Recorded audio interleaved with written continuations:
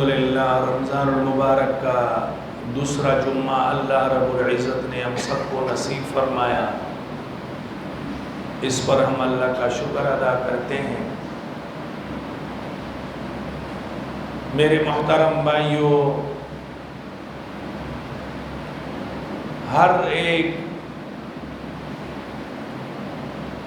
ملک کا ایک سکہ ہوتا ہے جو اس ملک میں رائج الوقت ہوتا ہے۔ جیسے ہمارے ہاں روپیہ سکہ ہے اور یہ رائج الوقت ہے، اسی طرح عرب امارات میں درہم ہے، وہ سکہ چل رہا ہے وہاں۔ سعودی عرب میں ریال چلتا ہے، وہاں سکہ وہ ہے۔ اسی طرح میرے محترم بھائیوں، ایک جہان یہ ہے جس میں میں اور آپ زندگی گزار رہے ہیں، ایک جہان عالم محشر اور قیامت کا ہے۔ یہاں پر روپیہ اور درہم اور دنانیر اور ریال یہ سکہ ہے، چلتا ہے، لیکن عالم محشر اور قیامت میں وہاں جو سکہ چلے گا وہ اعمال کا چلے گا۔ وہاں جو سکہ وہاں پر کام کرے گا وہ قرآن کی تلاوت ہوگا، رمضان کے روزے ہوں گے، نمازیں ہوں گی، یہ اعمال، یہ نیکیاں، یہ سکہ ہے وہاں پر۔ اب میں اور آپ نے چونکہ دنیا پر ہم نے محنت کی ہے، تو دنیا کی قدر و منزلت میرے اور آپ کے دل میں ہے۔ ایک آدمی نے پروفیسر بننے کے لیے بڑی جد و جہد کی ہے، وہ اس منصب پر پہنچا تو اس شخص کو اس کی قدر و منزلت ہوگی، اس کے بچوں کی یا دوسرے آدمی کو اس کو قدر و منزلت اتنی نہیں ہوگی۔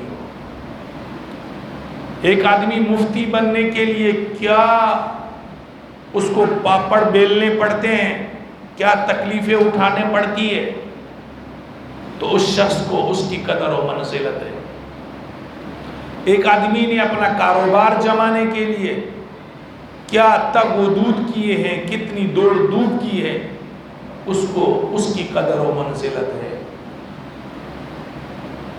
قرآن کے لیے ہمیں مفت مل گیا، شریعت ہمیں مفت مل گیا، اس لیے اس کی قدر و منزلت ہمارے دلوں میں نہیں ہے۔ آپ صحابہ سے پوچھیں کہ ان کو ایک ایک آیت یاد کرنے کے لیے، ایک ایک آیت حاصل کرنے کے لیے کتنی تکلیفیں اٹھانا پڑتی تھی۔ بخاری شریف میں ایک صحابی کا واقعہ ہے کہ وہ مدینہ طیبہ سے دور کسی بستی میں رہتے تھے۔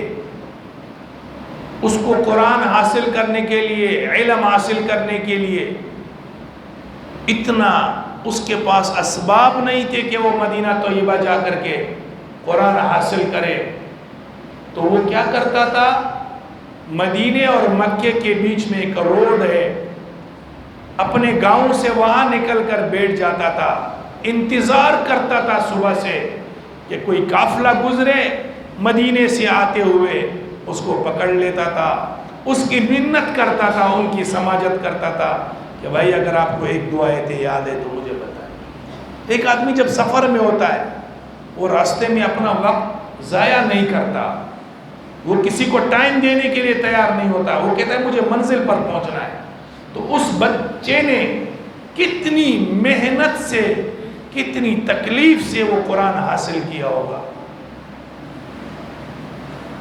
تو چونکہ سکہ میرے اور آپ کے دل میں دنیا ہے، دولت ہے اور گاڑی اور بنگلہ ہے یا منصب ہے، قرآن اور شریعت ہمیں گھر بیٹھے بٹھائے چپر پاڑ کر کے ہمیں مل گئے، اس لیے اس سکے کے لیے جو دنیا میں بھی عزت کا محافظ ہے، قبر میں بھی عزت کا محافظ ہے اور محشر میں بھی عزت کا محافظ ہے، اس کے لیے ہم محنت نہیں کر رہے ہیں۔